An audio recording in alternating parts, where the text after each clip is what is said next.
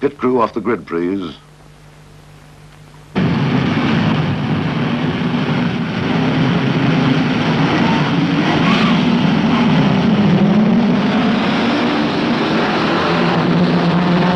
"56 feet, tread on the pedal, and some $100,000 surges forward in a blue haze of burnt rubber. Now for one of the worst moments of the whole day. Waiting your turn and keeping clear of the straining metal, using your scull. Top of mountain straight, and Spencer Martin has joined Gagan and Gibson in the lead. The three Alphas have dropped back, perhaps to play a waiting game. Now 6, 9 and 10th, then Cusack and a wall of Minis. Literally, the balloon's gone up.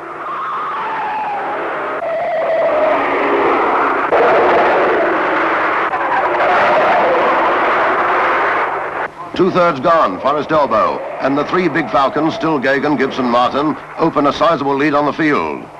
Then two more Falcons, a Studebaker and the three Alphas.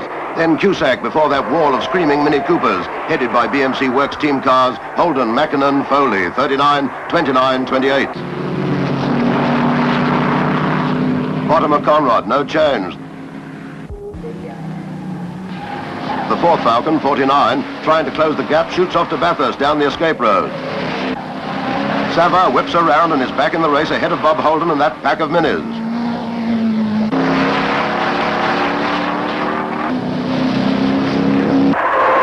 Across pit straight and the Falcons mean business.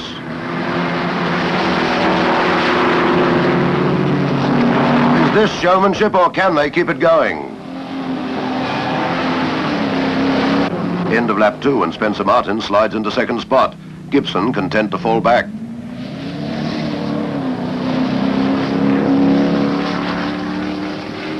Five years history here suggests Mount Panorama is too tough for the big cars. Busted stub axles, overheating, brake failure or similar could be expected. On the other hand, who would doubt the judgment of the men behind these three front cars? If wrong, Bartlett, Chivers and Hawkins are waiting to pounce. 7 hours is a long time to thrash a car like this. Over the next half hour, a grand battle up front. Cusack, Martin, Hawkins, Gagan dispute the right to lead. Gibson with them all the time, but content to lie around 5th. Martin now leads Gagan from Cusack and Hawkins, the cuckoo that's stirring the nest. Now it's Cusack, Hawkins, Gagan, Martin, Gibson through the cutting.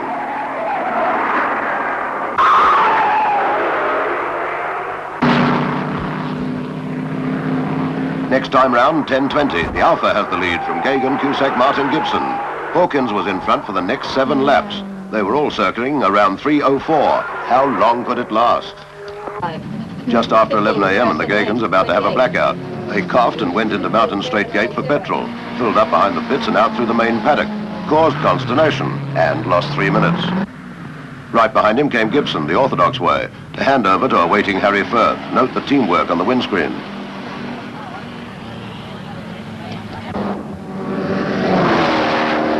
Quick look at the brake pads, no change. She's surging a bit up the hill. Don't you turn that ignition on. Right, away you go, in the lead by 1 minute. We doubt if anyone really knew the score at this stage. Ford's going better than expected, Jane's still in it. Chivers the leading Alpha. Firth in front, but still to make his second pit stop. The ever-present question, would those Ford brakes stand up?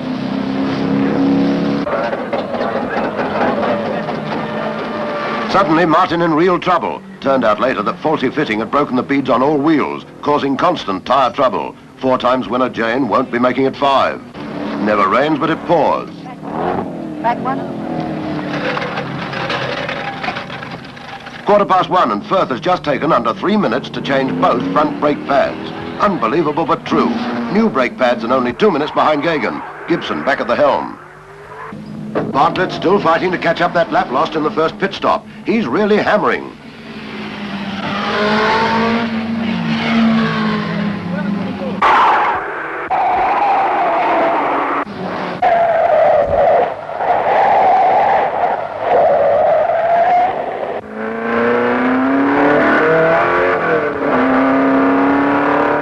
Brother, he's pushing, but the front runners are going too well.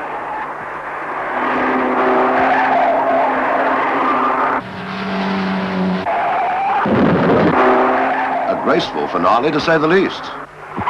Save trouble if you'd go round the back. Thank you.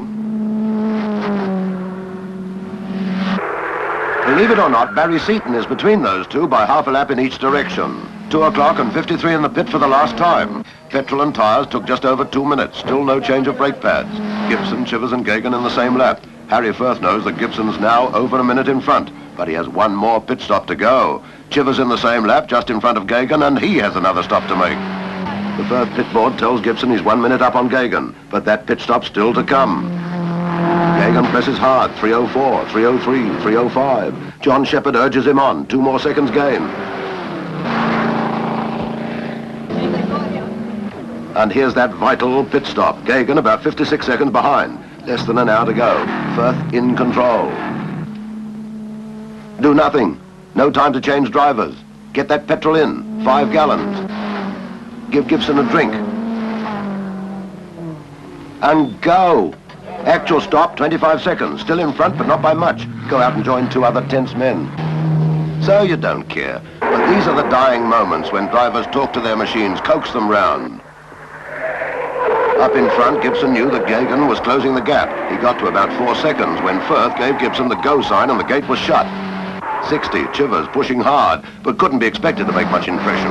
Not at these speeds. Here's the actual difference between Gibson and Gagan on the last lap. Gibson is the dark car up front. Holders, and you'll see Gagan in 53. There he goes, 11 seconds behind. Down at the tower, quiet consternation.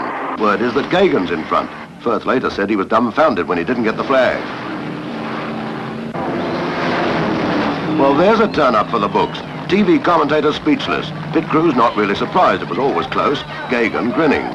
No changes in the other classes. Gibson on his way round for another lap, wondering whose mathematics are at fault. One thing's certain. They either won by nearly a lap or lost by 11 seconds. Although the system's foolproof, it takes time to cross-check. More than 6,000 cars passed that tower. The lap chart says Gagan, the Omega time machine Gibson.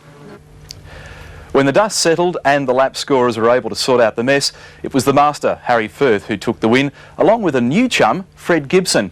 For him, the Gallaher 500 was a special event. It signified his formal entry into the big time.